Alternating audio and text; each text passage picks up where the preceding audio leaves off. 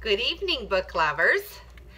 This is Grandma Carla with a little bit more of Stuart Little by E.B. White.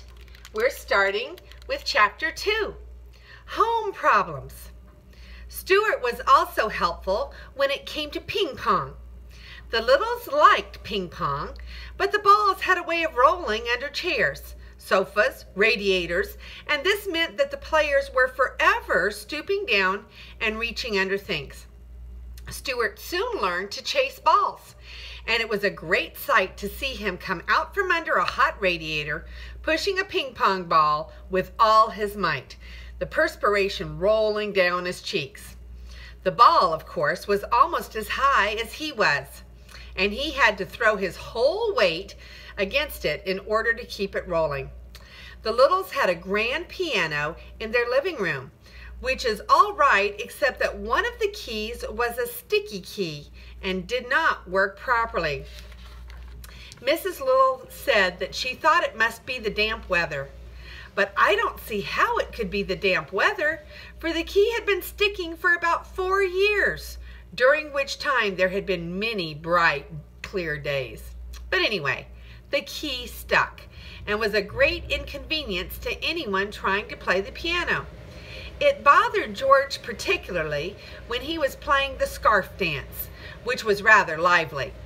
It was George who had the idea of stationing Stuart inside the piano to push the key up the second it was played.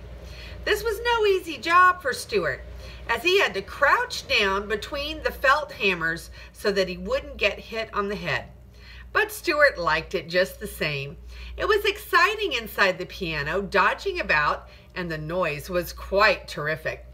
Sometimes after a long session, he would emerge quite deaf, as though he had just stepped out of an airplane after a long journey, and it would be some little time before he really felt normal again. Mr. and Mrs. Little often discussed Stuart quietly between themselves when he wasn't around, for they had never quite recovered from the shock and surprise of having a mouse in the family. He was so very tiny, and he presented so many problems to his parents.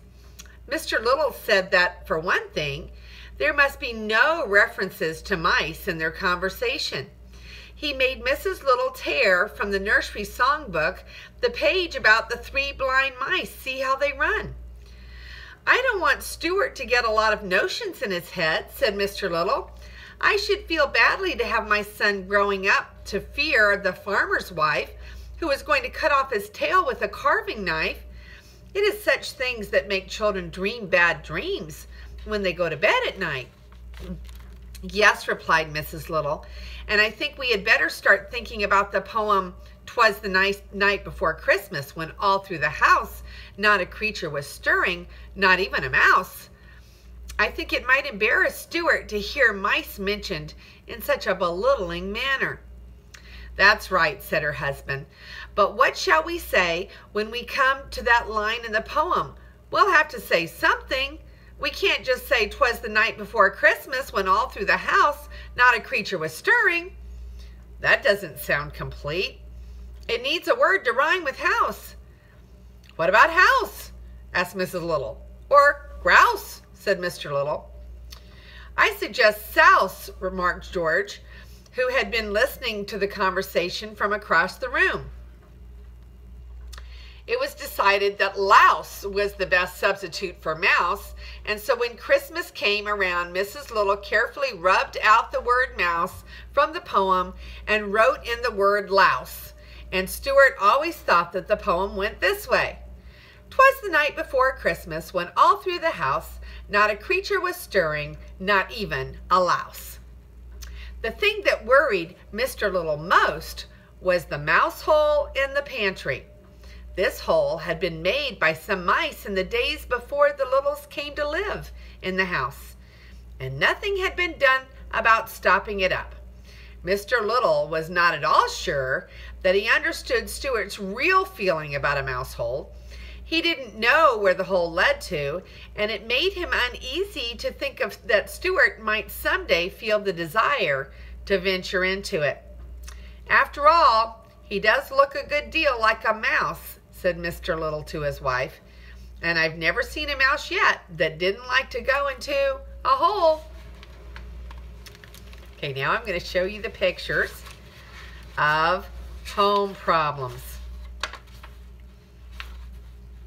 Okay, here's the first little picture of Stuart taking the ping pong balls out from underneath all the tight places.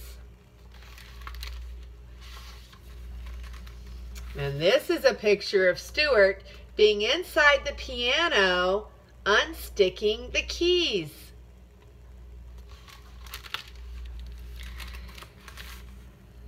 There's a picture of Stuart, and he is, I think, coming out quite deaf when he was in the piano, coming out of the top of the piano quite deaf, scratching his ears. And this little one shows the tiny little mouse hole in the wall. Do you see it? I wonder if Stuart's going to go into the mouse hole before Dad can stop it up.